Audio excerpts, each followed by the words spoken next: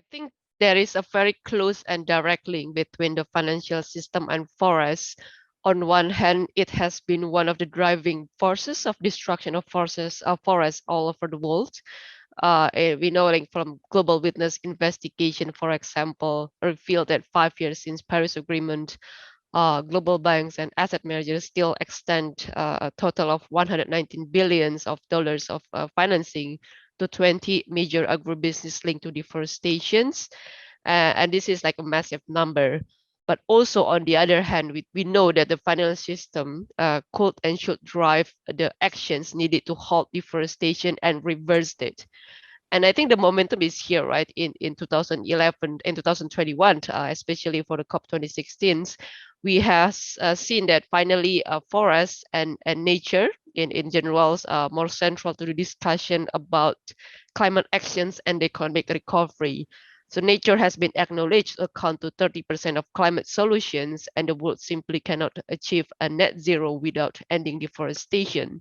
So now I think we can already move from the question of the why to the how, including how to finance these solutions. Unfortunately, we now only seen 3% of global climate finance spent on nature-based solutions and even only 1% for adaptations. So indeed, much needs to be done. We have seen major pledges from world leaders, from large corporates, major financial institutions, but we need to really translate this into actions and impacts. We need stronger regulations and, of course, enforcements to tackle deforestation within supply chains of major agriculture commodities. We need more catalytic capital to mobilize even larger private investments and developing high quality pipeline of investable solutions in tropical forest countries. While one thing that I think is important to highlight is targeted support for vulnerable people whose life and livelihood depends on forest.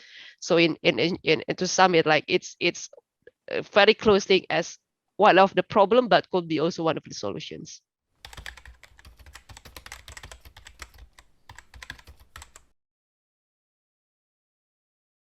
I think one of the biggest challenges, which also the biggest opportunity, is to understand the real value, economic value of the forest. So keeping forests intact is not only about reducing greenhouse gas emission, the climate objective, or mitigating direct risk to the business, but it's also to protect the value of the whole ecosystems, the biodiversity, and the services they provide for human life and for the economy.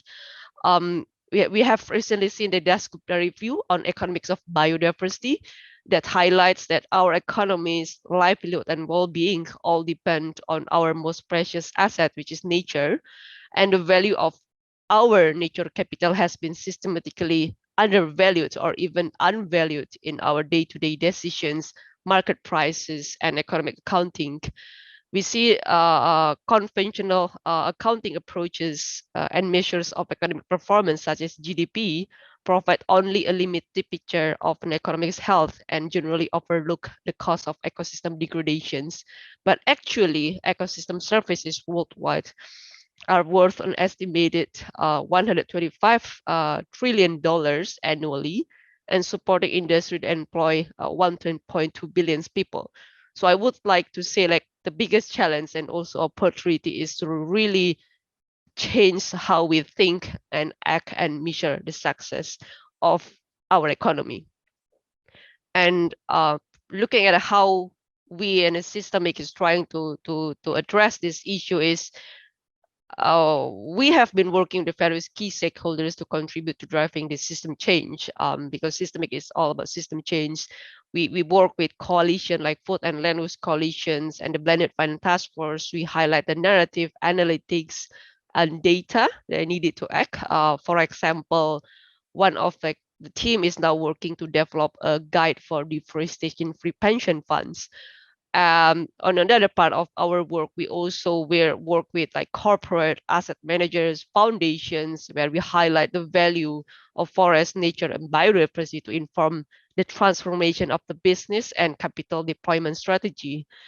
In my current work, for example, I work in partnership for forests, and what we are doing is we are providing catalytic capital to develop investable solution in the forest and land use space in major tropical rainforest countries across Southeast Asia, especially Indonesia, West, Central and East Africa, as well as Latin America. So right now, we are supporting more than 150 businesses to protect over 2 million hectares around the tropical belt and have mobilized around 250 million additional private investment into forest and sustainable land use.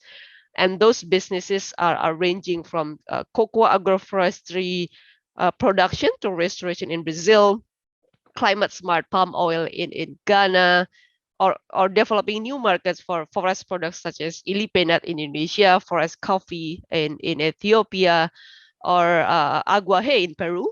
And right now, we are just also recently supporting a company developing habitat banks and selling biodiversity credits in Colombia. So these are all like a range of intervention that we are trying to see to tackle the issues from different perspectives. One more thing that I forget is like Systemix also put a skin on the game in terms of like investment into a startup called Nature Metrics, which aim to address one of the biggest barriers for investor into making investment into nature, which is the lack of data.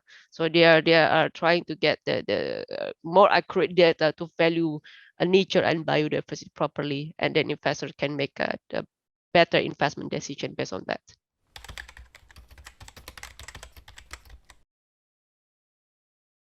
Sustainable finance for forests. I think it's really critical for the transition to forest positive economy, and I will explain why I use the forest positive economy language later.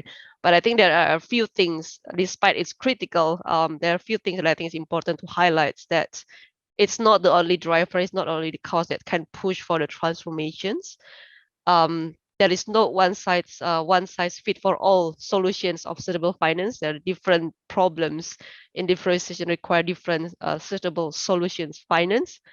And even I would push that when thinking about sustainable finance for forests, we need to even think beyond deforestation free, moving from deforestation free to forest and nature positive economy.